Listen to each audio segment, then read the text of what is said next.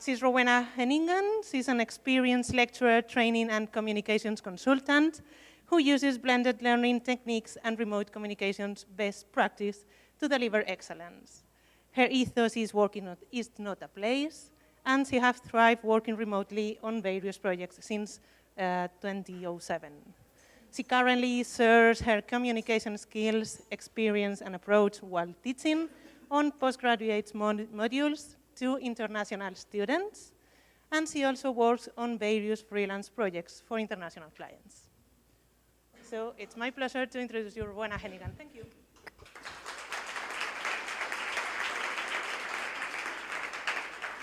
Good afternoon.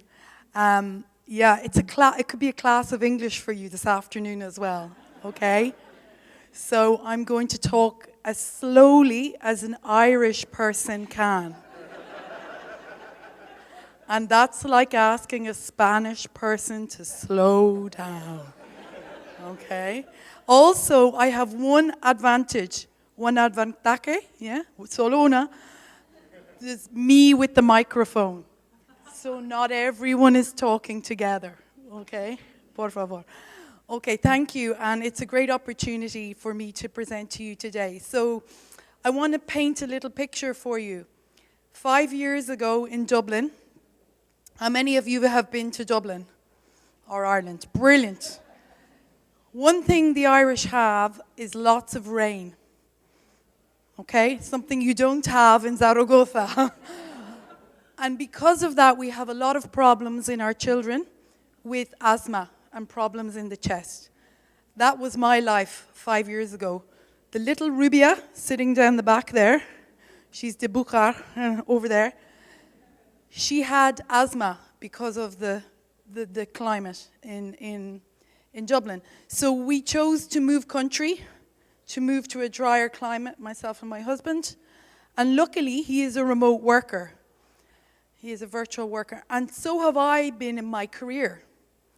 But I was working for a university in Dublin, and they said, goodbye. You're going to Spain? It's not possible. I know you believe you can work remotely from Spain, but no. So I said, what am I going to do?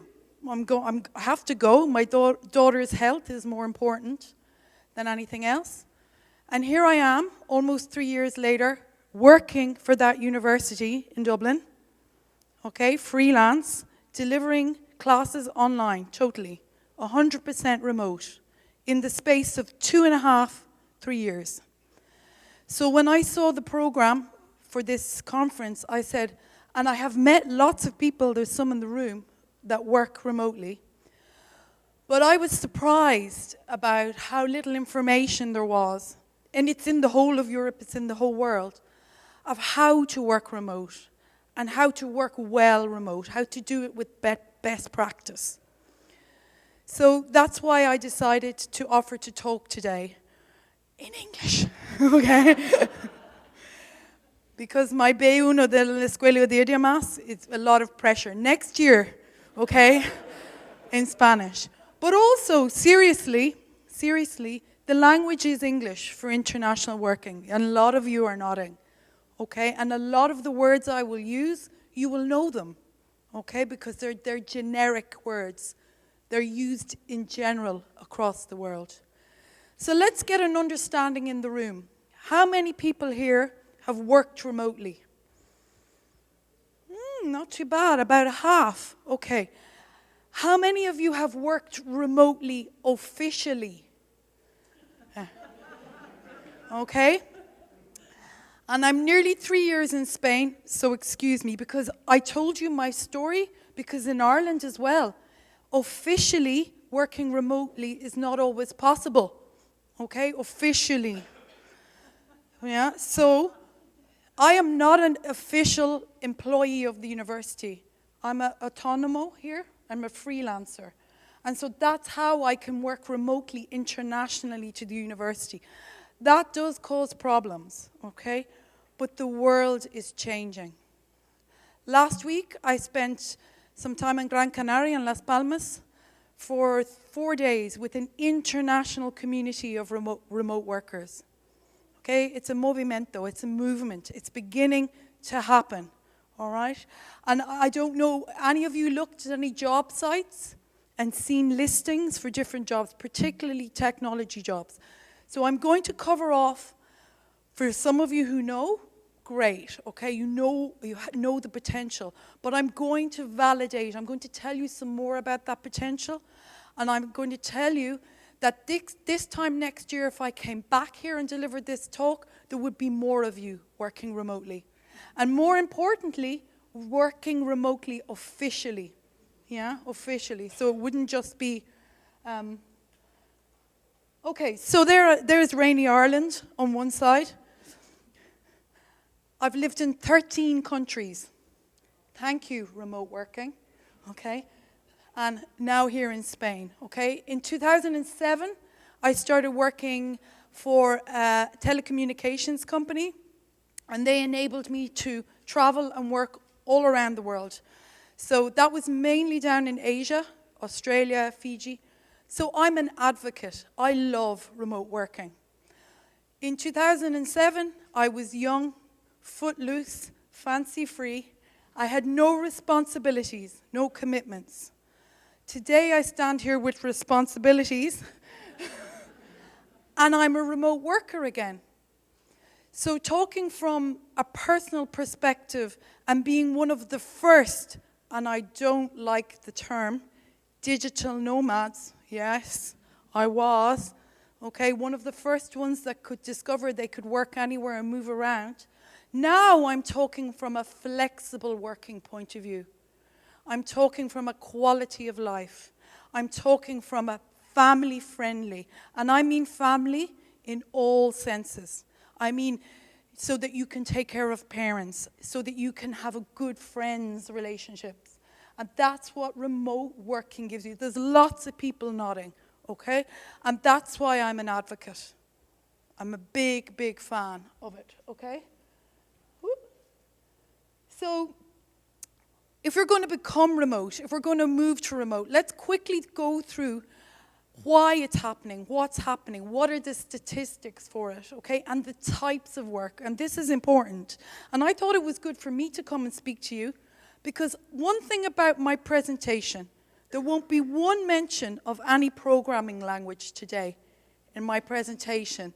And I'm really proud of that, okay? There isn't one PHP or nothing in here, okay? So that's really good, because I work in tech education, I've worked in data warehousing, mainly business analysis, project management, a little bit of agile, but I'm not really technical, okay? I can't program, right?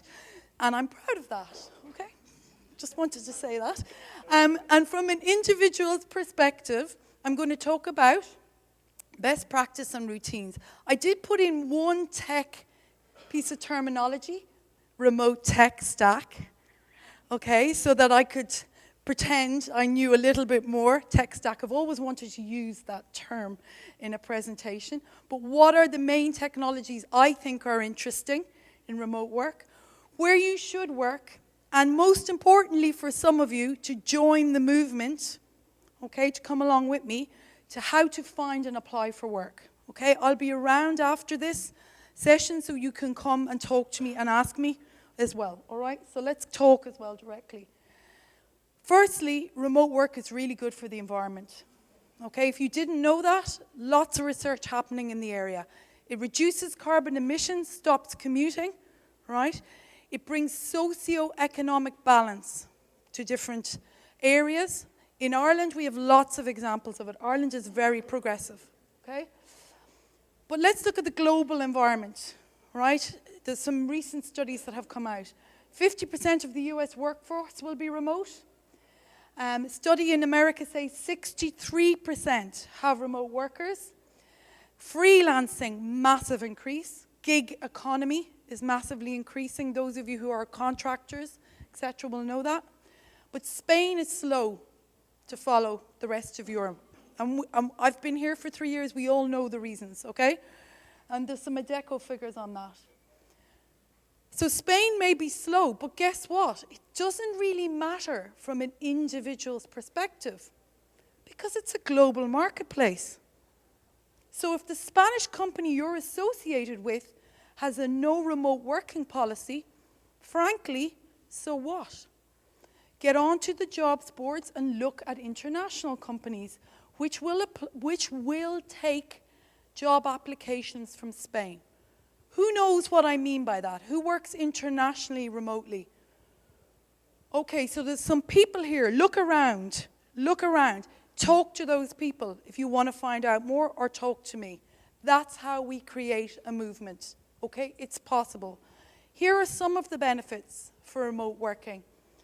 Socio-economic benefits. I'm not going to call them out, right? All of them. That is why last week in Gran Canaria, I was with people who are advising the US government, the Irish government, the European Union on the benefits of remote working and supporting initiatives to build the infrastructure for remote working. Studies show that remote workers are more productive. They're happier. They have a better work-life balance. In general, it is a more sustainable way to work if you want to do it. I'm not standing up here telling you all it suits everyone. It doesn't, just like we are all individuals. But for the people it does suit, it has massive benefits, okay, massive benefits. And governments and regions are beginning to realize that. So that's the nearest I could get to Calle Manuel La Sala. Doesn't have, it's not much traffic out here, but that's what my life looks like. Most days I work from home. And because I work from home rather than an office, I can go for a walk in Parque Grande. Yeah, I can go and look at the trees when I feel like it. These are simple things, but believe me, they're really important. They're really important to day-to-day life. And also, most days, I think I've actually not produced much waste. I haven't commuted. I have been kinder on my local environment as well. Okay, so the bigger benefits, and I was talking about the big global benefits, but let's look at the individual and the corporate benefits. So I was at the talks this morning. There was a talk about best practice in the other room for teams. There's lots and lots of research as well to show that corporations are realizing that it's really good for their workers to give them the option, the choice to work remotely. That there's benefits, okay, that it provides more equality, diversity, and inclusion. In America, many war veterans, refugees, for women who have been unrepresented in technology jobs, it opens doors for people to be recruited globally. I'm going to give you the name of some of the leading global companies as well. They have some really good records on equality that are totally remote focused, okay? So from an individual perspective, like I've told you, and from a corporate perspective, there's also lots of benefits. So what are the different ways we can work remote? So some of you put up your hand and say, I work remote. Some of you might work 1 day a week from home. That's what some of the policies are. Some of you might say, well, actually, we've got a team somewhere else in Spain or in a region. They're completely remote. Your company might be moving to going more remote. Your company, like Doist, Buffer, Automatic, who make WordPress, maybe some of you know these names, could be 100% remote, right? Or remote first. You could be like me. You could be in here in this bracket where you play the market and you choose flexibility. Or you could be the next level where you're a total digital nomad, which again are a large portion of the type of workers that we come across.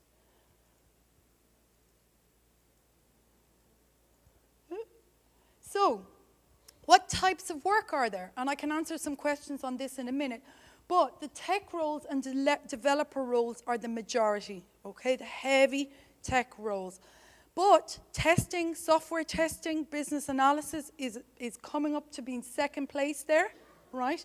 There's lots of moving to design roles, product owner roles, project manager roles, agile scrum master roles that are totally remote, okay?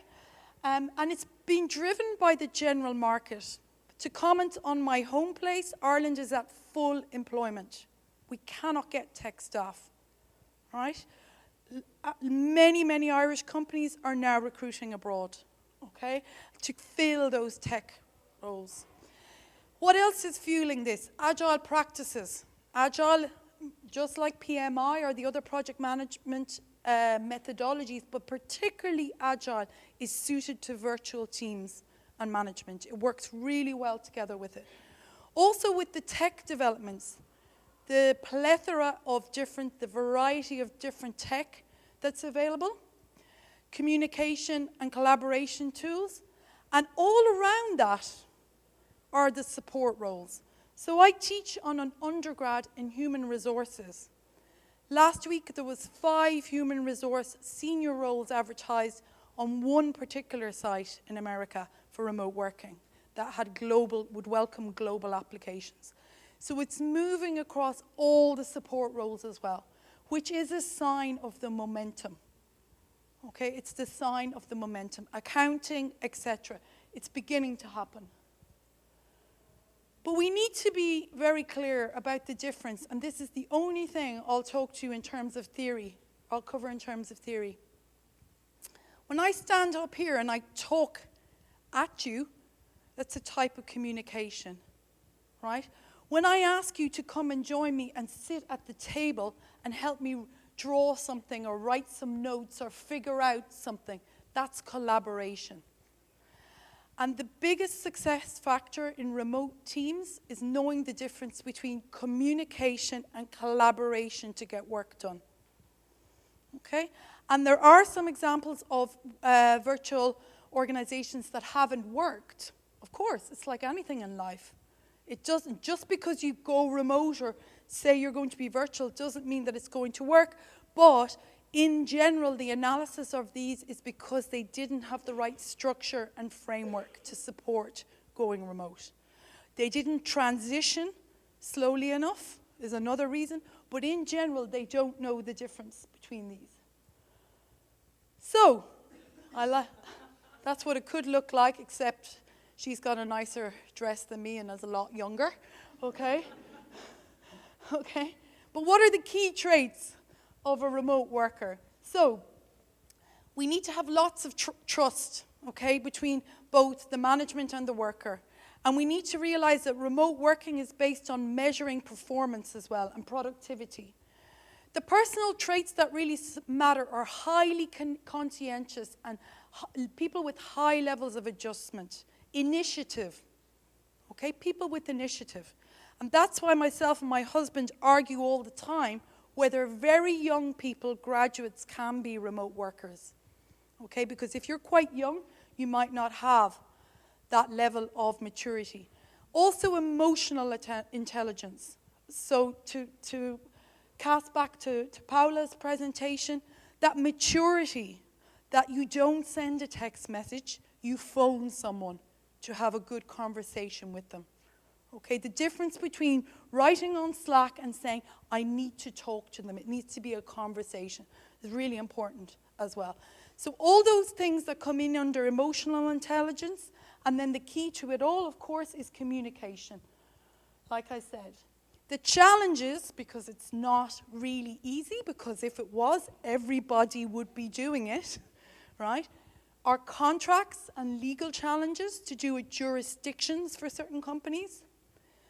Isolation and problems with remote workers who maybe have chosen remote work, but it doesn't suit them. They don't have the structure to support them in that role. Their personal work environment is crazy. It's messy. They're in a noisy office. They're in the impact hub in Zaragoza, but in the main area with lots of noise. Okay? They haven't thought about it from a career progression point of view. Where are they going with this remote work as well? They haven't thought about it in the scope of roles. And the very last one, but really important one for España, is the lack of trust. because I'm living in it every day here in Zaragoza. I understand that in many of your companies, they need to see you at the desk to believe you're doing the work, okay? So that is a huge issue. So to summarize that, it's about the people who do want to do remote work. They need to have that self-responsibility, both at the corporate and individual level. They have to have self-awareness, self-knowledge, and self-leadership. They need to think about their routines. Where exactly should they work? Should they be in a co-working space? And they need to know their strengths and their weak points, which of course is part of, it's part of being a little bit more mature. And then from my perspective, I've done all these things. I've overworked. I've mixed up my home and work boundaries. I've done it all because you have to learn from doing it. And I've been isolated. And it's really affected my Espanol because every day I teach and work in English. Okay, but that's an issue for me. So we need to think about that. On to the tech. Just quickly, these are 5 of my, and if anybody wants these slides, Rowena Hennigan on LinkedIn, that's where you'll get me. I'm not on Twitter. I don't have time. Okay? So you'll find me, and I can send you the slides, but these are the messaging apps that I like. Slack, a lot of you will know. Doist. The virtual roundtable event style technology that I've tested is Remo. Design thinking for remote workers collaboration tool is mural.co. The virtual video platform Office that I really like and I'm testing next week again is Worker. And I love Whereby, free personal video room. I use it every day for video calls. Right, let's get on to the real. Where's the money? Where is the money? Where? Give me the jobs. Give me the jobs. Show me the money. Show me the money. And I'll share you this as well. So I'll share this. I'll put this up on LinkedIn so you can get it. This was the results because I'm not a job recruitment expert in remote work. Okay? But I attended a workshop in Gran Canaria last week and I got permission from the visual artist and from the expert to share this with all of you. These are the main things in a graphic to consider for applying for a remote job. And they should reflect what I've just covered off there in terms of the whole presentation, right? You need to look in certain specific places. If you're applying for remote, you're going to probably have to do a video call to apply. Okay, so you need to be good on video. Your English needs to be at a level that you can present. Okay, it doesn't have to be perfect, but it needs to be at a certain level. So I'll share this, and it goes through exactly what to do. And you have to stand out, because remote working is so good, it's really competitive. Okay? But that doesn't mean it's unobtainable. These are the 100% remote jobs. Okay? So start exploring. The places to explore, okay, particularly, are these. And I'll share these as well. Totally remote. This is a remote-friendly newsletter. This is the lady that I showed the slides from previously, how to apply for remote jobs. She does particular workshops on it. We Work Remotely, I think, had 80 engineering jobs in the last week. And many of them, about 50% of them are in Europe or international, okay? Business support, including business analysis. Testing is in there as well, any software testers in the room. They're all there, so go and have a look at these sites. You can also search remote or teletrabajo in the job section of LinkedIn. All right, so go and start looking and have a look at what you might like to apply. Now, I think I spoke a bit faster at the end. Sorry, but that's what happens when you time it talking really slow. But you'll find me on LinkedIn if you want this slide. Come and talk to me. But I want to see if there's any questions in the room, and who'll be brave enough to practice. You can ask in Spanish, and I'll answer in English. Compromiso.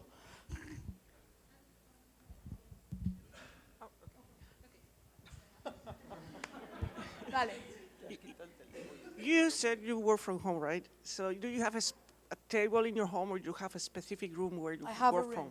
I have a room, a specific room. So that is also an issue. Yeah, that is really important. I have a room, and 3 days a week, I work there, and 1 or 2 days a week, I leave the room. I go to Café 21 for the best coffee in Zaragoza, and in serio, coffee in Spain, right? Whatever about anything else. It's been 3 years of trying to find good coffee, right? And I go to Impact Hub as well sometimes, and I go to La Calabradora. You have many brilliant places. Here is really good too. But I mix it up so I can have social interaction para practicar mi español. But that's really important. Where you work is very important, so thank you for asking that. Anyone else? Yeah, shout it out.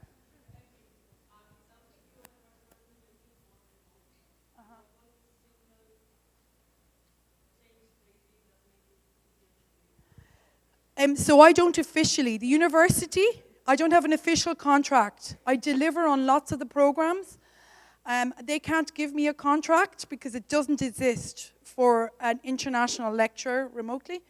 So because my skills are in demand in Dublin, that's how. But previously, I have worked on other teams that have gone remote. That is a whole taller, separate taller, on how to go remote. Come and talk to me and I'll answer your specific questions. You often need to give a business case to your employer or your boss.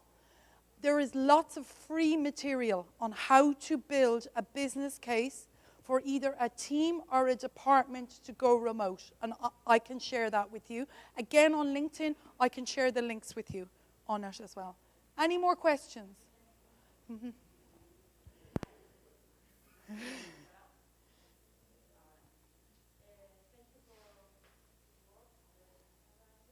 Spanish, sorry.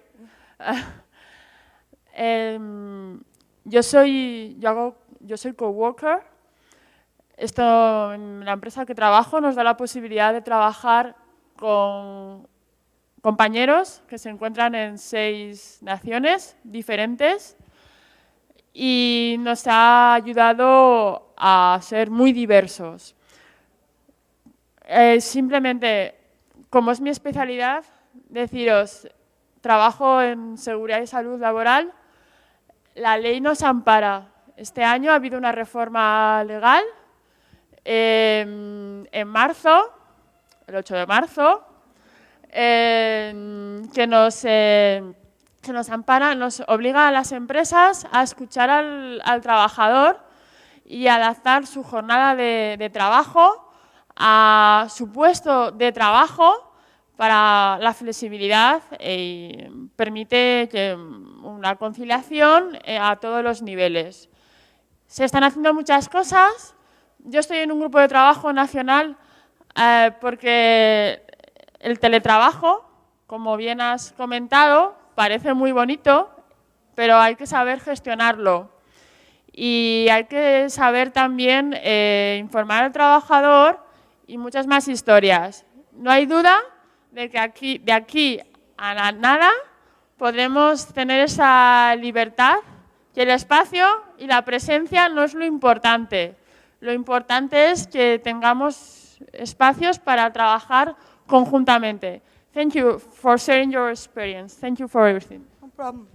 Thank you. Come and talk to me afterwards.